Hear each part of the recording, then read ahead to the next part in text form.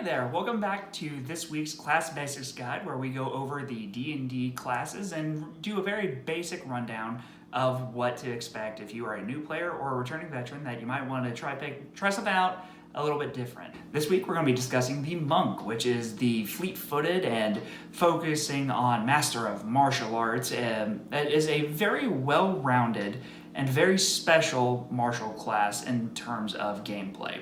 Monks focus primarily on hitting things with their fists or their feet or even their head if you feel like getting into it with a little bit of flavor text when you are describing what you're doing. But monks are very interesting in my opinion because out of the martial classes, this is the one class that actually has something that you have to keep track of in terms of your key points. Key points are used to fuel the special abilities that are available to your class, whether that is being able to make additional attacks, so you can be almost on par with the fighter class in terms of raw damage output. If you want to stand still and be able to dodge more effectively, which it imposes a trait called disadvantage, where your enemy will be rolling 2 d20s to try to hit you and they have to take the lower number. Or there's just a lot of variety on what key can be used for. With some monks, they use it to get elemental abilities out of the way, or you can start using them to heal your allies or even hurt your enemies for additional types of necrotic damage, for example. Monks are another one of those classes that, much like the rogue, you're going to be focusing primarily on getting dexterity as your highest trait, because the way that monks work, this is going to be affecting your unarmed strikes. Eventually, those unarmed strikes are going to become infused with ki, so they are going to be considered magical. You don't need additional magical items or gear to be able to deal damage and get past an enemy's resistances in that way. Monks also benefit from having a very high wisdom score because that will be influencing a lot of the skills that you get from being a monk, such as the special stunning strike, which means that an enemy is going to have to roll against your wisdom score to be able to see if it can resist it or not.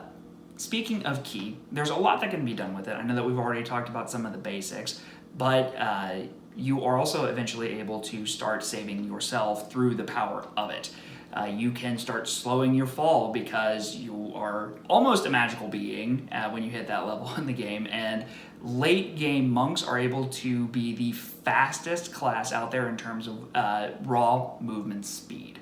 I have personally only played one monk, but I can tell you that as somebody that enjoys playing frontline classes, this is one of the more fun ones that I have done in terms of roleplay through the type of monk that I was playing and combat prowess. Really, the class is a lot of fun, but it does have a couple of inherent weaknesses. Now, the latest archetypes that have been started to be added for the monk allow you to use ki to help your allies, but most of what you're going to be doing is kind of looking out for yourself and then helping people after the fact.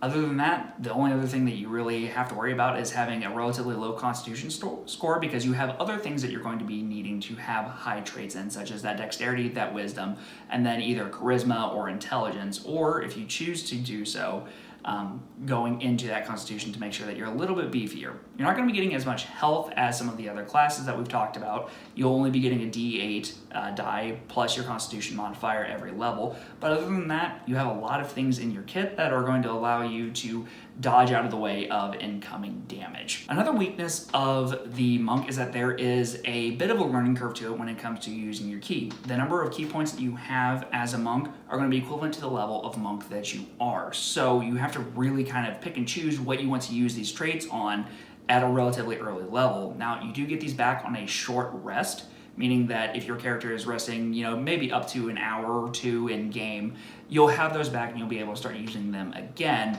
But you still need to be careful. Do you want to burn everything that you have to bring down that big bad with a flurry of blows? Or do you want to use them in a more defensive mindset? Or do you want to start activating your special abilities, some of which are going to start costing you a lot of ki, especially early on? This is one of the classes that I would recommend to new players that are wanting to start kind of experimenting with special traits and when it comes to learning almost how a magic system works on a martial class. There's a lot of forgiveness that can be done with this, and there's also a lot that you can do from a role-playing perspective. I would highly recommend monks to players that really want to kind of get into the spirituality of an overall character.